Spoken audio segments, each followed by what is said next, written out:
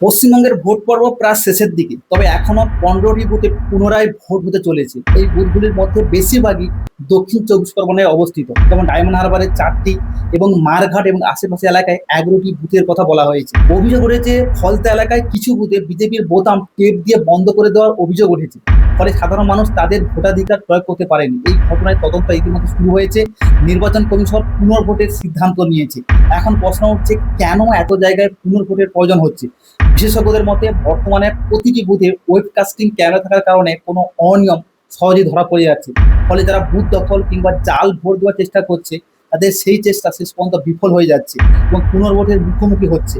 পাশাপাশি কেন্দ্রীয় বাহিনী বিভিন্ন জায়গায় ছড়ে থাকার কারণে নিরাপত্তা ব্যবস্থা আগের তুলনায় অনেক বেশি কঠোর হয়েছে।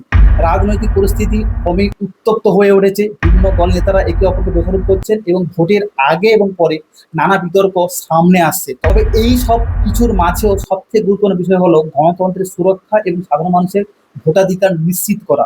যে আগামী দিনে যেখানে পুনর্ভোট হবে, আপনারা নিশ্চিন্তভাবে খুব স্বনির্ভয়ে ভোট দিতে যান এবং সেখানে এমন ভোট দিন যাতে পশ্চিমবঙ্গের ভবিষ্যৎ আরো উজ্জ্বল হয়।